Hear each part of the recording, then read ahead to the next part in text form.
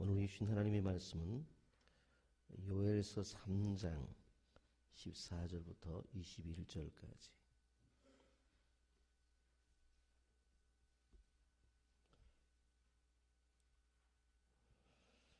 요엘서 3장 14절부터 21절 말씀까지 교독하십니다. 사람이 많으며 심판의 골짜기에 여호와의 날이 가까움이로다.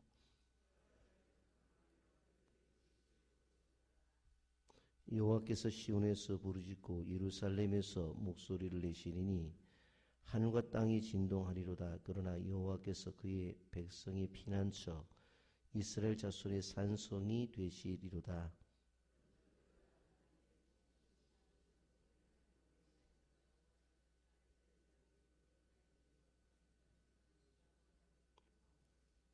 그날의 산들이 단 포도주를 떨어뜨릴 것이며 작은 산들이 젖을 흘릴 것이며 유다 모든 시내가 물을 흘릴 것이며 여호와의 성전에서 샘이 흘러나와서 시딘 골짜기에 대리라.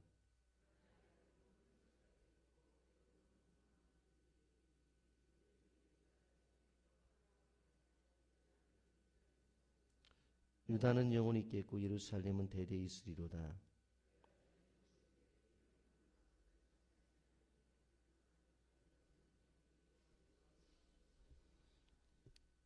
아멘. 요엘서 전체에 깔려있는 메시지의 내용은 하나님의 심판이 있지만 그러나 하나님의 백성들에게는 또 하나님의 주시는 회복이 있다라고 하는 것을 말씀하고 있는 것을 보게 됩니다. 이방인을 향해서는 심판이 있지만 하나님의 백성들을 향해서는 궁극적으로 하나님이 구원해 주신다라고 하는 말씀입니다. 우리가 요엘서 3장을 통해서 중요한 우리가 단어를 좀 생각해 볼 필요성이 있는데 그것이 무엇인가 하면 바로 내 백성이라는 말과 나의 땅이라고 하는 말입니다. 2절에 보면 내가 만국을 모아 데리고 요사밧 골짜기에 내려가서 내 백성 곧 내 기업인 이스라엘을 위하여 거기에서 그들을 심문하리니 이는 그들이 이스라엘을 나라들 가운데 흩어버리고 나의 땅을 나누었습니다. 따라서 하십시오. 내 백성 나의 땅. 요엘서 3장을 이해하는 데 있어서 중심적인 단어입니다. 이런 하나님이 유다를 회복하는 일들에 있어서 바로 이스라엘을 대적했던 그 대적들을 심판하십니다. 그들이 심판을 당하는 이유가 있다고 한다면은 하나님의 백성들을 공격하는 거예요. 그리고 바로 하나님의 땅을 분열시킨 것입니다. 그래서 하나님의 백성들이 바로 믿음을 지키려고 또 신앙생활을 하려고 할 때에 비난하고 또 거짓 증거하고 그들을 넘어지게 했어요. 근데 결국 그들의 책임을 누구에게 두느냐? 이스라엘 백성들도 고난을 당하지만 그 책임을 넘어뜨리게 한 이방인들에게 책임을 두는 것을 볼 수가 있습니다. 끊임없이 주님이 말씀하시는 것은 내 백성이라고 하는 거예요. 죄를 지어도 내 백성이에요. 그래서 내 백성이기 때문에 그들을 구원하시겠다라고 하는 것입니다. 내 백성이기 때문에 내 아들을 십자가에 죽게 해서라도 그들을 구원하시겠다라고 하는 겁니다. 여러분, 우리가 얻은 이 구원이라고 하는 것은 값싼 것이 아닙니다. 어떤 돈으로 산 것도 아니요, 노력으로 할 수 있는 것도 아닙니다. 바로 하나님께서 우리에게 주신 구원의 은혜라는 것은 바로 베드로전서 1장 18절 19절에서 말씀하는 것처럼 너희가 알거니와 너희 조상이 물려준 헛된 생실에서 대속함을 받은 것은 은이나 금같이 없어질 것으로 된 것이 아니요 오직 흠 없고 점 없는 어린 양 같은 그리스도의 보배로운 피로 된 것이니라. 그렇게 말씀하고 있습니다. 우리가 대속함을 받은 것, 이러한 것들이 금이나 은으로 된 것이 아니다. 흠 없고 점 없는 어린 양, 그리스도의 보배로운 피로 된 것이다. 그런데 왜 이렇게 하셨어요? 왜? 내 백성이기 때문에. 하나님이 생각하는 내 백성이기 때문에, 그렇기 때문에 하나님께서 우리를 향해서 내 백성이라고 말하는, 그래서 그 백성을 위해서 자기 아들을 십자가에 죽게 하고 구원의 은혜를 허락하신 그 중심에는 뭐가 있어요? 하나님의 사랑이 있다라고 하는 것입니다. 우리의 구원을 이해하기 위해서는 하나님의 사랑을 말하지 않고는 우리를 향한 하나님의 구원을 말할 수가 없다라고 하는 것입니다. 여러분, 도끼가 나무 뿌리에 놓여 있음에도 불구하고 하나님은 그 도끼를 사용하지 않고 경고장을 계속해서 보내시죠. 그리고 나서 잘못을 했었을 때에 바로 우리에게 채찍을 때리는데 그 속에도 뭐가 있다고 그랬어요? 하나님의 사랑이 있다고 그랬어요. 잘못했을 때에 자녀를 체벌하는 그 부모의 마음속에는 바로 사랑이 있는 것처럼 하나님도 그렇다고 그랬어요. 그래서 오늘 요엘서를 우리가 정리하면서 중요하게 생각해야 되는 한 가지는 하나님 우리를 향해서 내 백성이라고 생각합니다. 그래서 여기 내 백성을 힘들게 하고 내 백성을 어렵게 한 그들이 심판을 당한다는 거예요. 또 하나는 나의 땅이라는 말입니다. 이 나의 땅은 누구의 땅이에요? 하나님의 땅이에요. 이 하나님의 땅이라고 하는 것은 이스라엘 공동체가 살아가는 땅이에요. 그래서 사실 북방 이스라엘과 남방 유다가 나누어지잖아요. 그래서 여기에서 말씀하고 있는 나의 땅이 나누었다.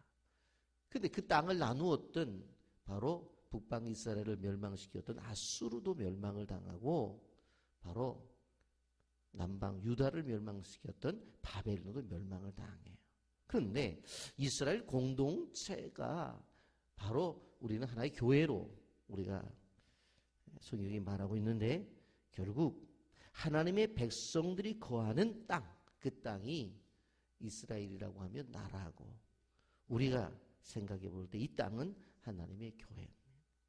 그렇기 때문에 하나님의 교회는 끊임없이 흩어진 무리들이 모여서 함께 하나님의 나라를 세워나가는 거예요. 그렇기 때문에 이 교회는 너무너무나 이 땅 위에 중요한 공동체로 하나님이 세우신 거예요. 그래서 주님이 피로 값주시고 사셨다라고 그렇게 말하잖아요. 그런데 이 하나님의 땅인 하나님의 교회를 자꾸 무너뜨리고 그리고 갈라놓는 세력들이 있다는 거예요. 심판받아 큰일 난다는 거예요. 여러분, 그래서 제가 가끔 말씀을 드리는데 아무리 싸움을 잘해도 교회하고 싸우려고 하면 큰일 나요. 하나님 그건 정말 원치 않는. 왜? 흩어지는 백성들이 모여서 하나님의 나라를 세워나가는 그 지상의 공동체가 어디예요? 교회예요. 그래서 교회 속에서 무엇을 경험해야 되는 거예요? 천국을 경험해야 돼요. 그런데 이 땅을 나눠요. 하나님 가만 안 놔둔다는 거예요. 오늘 그것을 말씀하고 있는 것을 볼 수가 있습니다. 이런 우리가 여기에서 왜 이방인들이 심판을 당하느냐? 다른 이유가 없어. 이방인들이 심판을 당하는 것은 2절에 말하는 것처럼 내 백성, 내 기업인 이스라엘을 정말 힘들게 했고 어렵게 했고 그리고 나의 땅, 바로 하나님의 백성들이 거하고 있는 그 땅을 나누게 분리시켰다는 말이에요. 무너지게 했다는 말이에요. 거기에 심판을 받게 되는 것입니다. 이러한 어떠한 일들을 하고 있는 이방인들을 향해서 하나님이 도전장을 내놓으세요. 9절입니다. 다 같이 함께 볼까요? 시작. 너희는 모든 민족에게 이렇게 널리 선포할지어다. 너희는 전쟁을 준비하고 용사를 격려하고 병사로 다 가까이 나와서 올라오게 할지어다. 이게 하나님의 선전포고예요. 선전포고. 열국들을 향해서 뭐라고 말하느냐? 지금까지 내 백성들을 힘들게 했어? 내 백성들이 사는 그 땅을 분열시켜서 좋다. 그럼 나랑 한번 해보자 하고 하나님이 이제 나서서 싸우시겠다는 거예요. 그러니까 우리가 어떤 고난을 당할 때, 고통을 당할 때 조금 견뎌내야 돼. 왜? 나중에는 누가 나서서요? 하나님이 나시는 거예요. 하나님이 나서서 하나님이 해결해 주신다고 하는 거예요. 그러면서 뭐라고 말씀하냐면 3장 10절에서 이렇게 말하죠. 너희는 보습을 쳐서 칼을 만들지어다. 낫을 쳐서 창을 만들지어다. 약한 자도 이르기를 나는 강하다 할지어다. 이런 보습은 우리 농기구로 말하면 삽과 비슷합니다.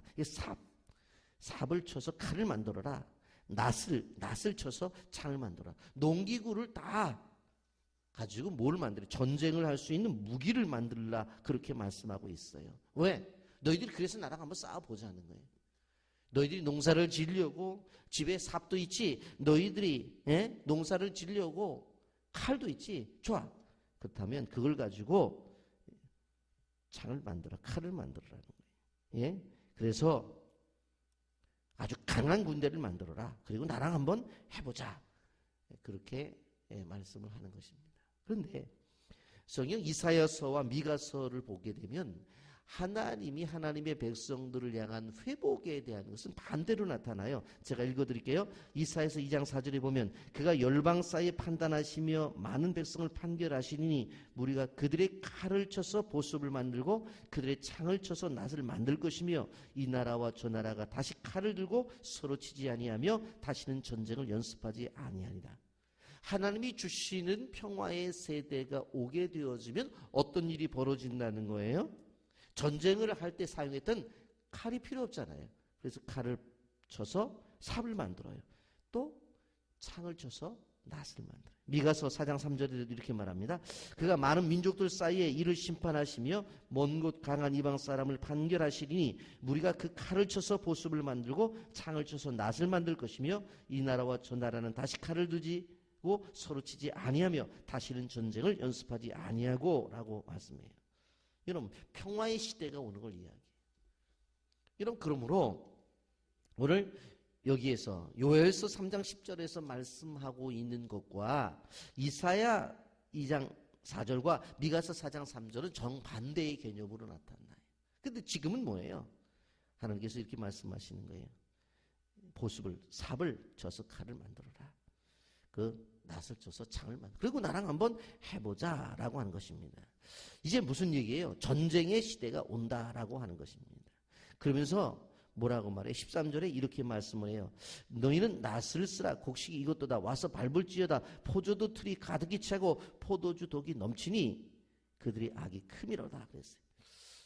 무슨 얘기인가 하면 이런 얘기입니다. 앞에 분명히 뭐라고 말씀했어요? 10절에는 무기 만들으라고 했잖아요. 무기를 다 만들었어요. 무기를 다 만들었어요. 그런데 들에 곡식이 익었어요. 그래 놓고는 하나님 뭐라고 말하냐면 가서 추수하라는 거예요. 말이 안 되잖아요. 앞에 농사를 짓는 이 보습을 쳐서 바로 칼을 만들고 그 다음에 낫을 쳐서 창을 다 만들어 버렸는데 그 낫이 없는데 어디 가서 농사를 지라는 말이에요. 그리고 또 뭐라고 말해요? 포도주 독이 넘치니 그들의 악이 큼이라 그랬어요. 포도주 틀이 가득 찼다. 지금 다 이제 농기구를 가지고 뭐를 만들었어요? 전쟁의 무기로 만들어서 전쟁에 나갔는데 지금 어떤 일이 벌어져요? 포도주를 담기 위한 포도주 틀이 가득 찼다는 것은 포도 농사가 잘 된 거예요. 그럼 일할 사람이 없잖아요. 이것도 뭐예요? 하나의 재앙이다라고 하는 것입니다. 아무리 사람이 있은들 전쟁에 다 나갔으니 포도 농사가 잘 되어도 소용이 없다라고 하는 거예요. 아무리 곡식이 무르익었어도 바로 가서 낫을 들고 베야 되는데 낫도 없고 사람도 없다라고 하는 것입니다. 여러분, 하나님이 이렇게 도전을 하시면서 한번 해보자라고 하는 것입니다. 여러분, 그런데 우리가 알아야 될 것은 뭐냐면, 이렇게 이방인들이 농기구를 다 동원해서 무기를 만들어도 하나님과 싸워서 되느냐? 안 된다고 하는 것이 이 요에서 3장에서 가르쳐 주는 것입니다. 여러분, 심판에 대해서 이야기해줘. 14절, 사람이 많으며 심판의 골짜기에 사람이 많으며 심판의 골짜기 여호와의 날이 가까움이로다. 하나님의 임재가 나타나요. 판결이 시작되어지는 거예요. 여러분, 사람이 많으며 심판의 골짜기에 사람이 많으며 심판의 골짜기 여호와의 날이 가까웁니다. 심판의 날, 그것에 뭐야? 심판을 받을 대상들이 적지 않다라고 하는 것을 말씀하고 있는 것을 볼 수가 있습니다. 여러분, 이러한 심판의 날이 우리 앞에 있는데 오늘 우리에게는 누가 계세요? 피난처가 계신다라고 하는 것을 우리는 말씀을 통해서 위로를 받습니다. 16절입니다. 여호와께서 시온에서 부르짖고 예루살렘에서 목소리를 내시리니 하늘과 땅이 진동하리로다. 그러나 여호와께서 그의 백성의 피난처 이스라엘 자손의 산성이 되시리로다. 아멘입니까? 마지막에 열방은 심판을 당하게 되어지는데 이스라엘 백성들에게 고통을 주고 바로 이스라엘 땅을 나누게 한 그러한 사람들은 심판을 당하게 되어지는데 하나님의 백성들, 끝까지 견디는 사람들은 어떻게 되어져요? 그 가운데서 구원을 얻게 된다라고 하는 것을 우리는 기억해야 되는 것입니다. 여러분, 그리스도 안에 있는 자에게는 결코 정죄함이 없다고 했어요. 로마서 8장 1절, 그러므로 이제 그리스도 예수 안에 있는 자들에게는 결코 정죄함이 없나니라고 말씀을 했어요. 여러분, 요엘은 지금까지 하나님의 백성들에게 바로 고통을 주었던 그 이방 사람들은 멸망을 당하지만 바로 하나님의 백성들은 회복이 된다라고 하는 약속의 말씀으로 이 성경이 맞춰지는 것을 바라볼 수가 있습니다. 그래서 여기에 보세요. 뭐라고 말씀하냐면 18절에 그날에 산들이 단포주를 떨어뜨릴 것이며 작은 산들이 젖을 흘릴 것이며 유다 모든 시내가 물을 흘릴 것이며 여호와의 성전에서 샘이 흘러나와서 시딤 골짜기로 되리라 그랬어요. 산들이 단포주를 떨어뜨릴 것이다. 농사가 잘 돼요. 산마다 포도 농사가 너무 잘 돼요. 작은 산들이 젖을 흘릴 것이다. 여러분, 큰 산이 아니에요. 아주 작은 산이에요. 그런데도 그곳에서 젖이 흘러날 것이다 라고 말씀하고 있는 것을 보게 되어집니다. 여러분, 그리고 또 뭐라고 말을 해요? 메마른 땅으로 유명한 땅이 시딤. 그런데 그 시딤에도 여기에 보면 뭐가 시내가 흐를 것이다. 그렇게 말씀하고 있는 것을 볼 수가 있습니다. 그런데 그 시내가 흐른다고 했는데 그 시냇물이 어디서부터 흘러나와요? 18절, 여호와의 성전에서 샘이 흘러나와서 시딤 골짜기에 되리라 그랬어요. 하나님의 교회를 통해서 회복의 역사가 나타난다. 여러분, 다른 곳에서 나타나는 게 아니에요. 여호와의 성전을 통해서, 하나님의 교회를 통해서. 여러분, 이 하나님의 교회를 통해서 내 개인 생활의 회복이 되어지고, 하나님의 교회를 통해서 우리 가정의 회복이 되어지고, 하나님의 교회를 통해서 사업이 회복이 되어지고, 이 땅, 이 나라 민족이 회복이 되어진다. 이 성경이 말씀하고 있는 것을 볼 수가 있습니다. 여러분, 그러면서 뭐라고 말해요?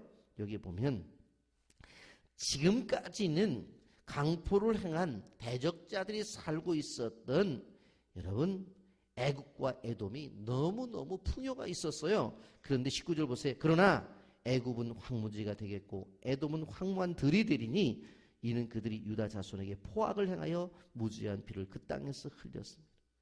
아까 말씀하셨죠? 내 백성, 내 땅, 내 백성에게 고통을 주고 내 땅을 분열시킨 그러한 세력들이 우선은 되는 것 같지만 나중에는 어떠한 일이 벌어져요? 황무하게 되겠다라고 그렇게 말씀하고 있는 것을 보게 됩니다. 여러분, 우리는 이 말씀을 주의 깊게 봐야 되는 거예요. 여러분, 오늘 이 말씀 보면서 성도들 간의 삶도 마찬가지예요. 내가 하나님의 자녀인 것처럼 다른 집사님도 하나님의 자녀예요. 내가 하나님의 자녀인 것처럼 다른 권사님도 하나님의 자녀예요. 내가 사는 내 집이 하나님의 땅이고 내 교회가 하나님의 땅이라고 한다면 다른 가정도 하나님의 땅이고 다른 교회도 하나님의 땅이에요. 그렇다고 한다면 이것은 서로 세워져야 되는 것이지 바로 신앙생활을 하면서 다른 사람들에 대해서 다른 집에 대해서 다른 교회에 대해서 함부로 말하거나 혹시나 잘못해서 그들을 무너뜨린다 한다면 큰일 나요. 그래서 어떻게 해야 돼요? 함께 세워가야 돼요. 그래서 결론으로 20절을 한번 다 같이 읽어볼까요? 20절 말씀 시작. 유다는 영원히 있겠고 예루살렘은 대대에 있으리라. 아멘입니까? 유다는 영원히 있습니다. 예루살렘은 대대에 있습니다. 왜? 하나님의 주권 속에 있기 때문에. 오늘 말씀을 생각하시면서 정말 하나님이 우리를 내 자녀로 내 백성으로 생각하고 내가 거하는 모든 것이 바로 내 땅으로 생각한다는 사실을 기억하면서 회복을 약속하신 그 주님 앞에 귀한 은혜의 그러한 삶을 사시기를 예수님의 이름으로 축복합니다. 아멘. 거룩하신 하나님 아버지 은혜와 사랑을 감사합니다. 큰 심판이 임합니다.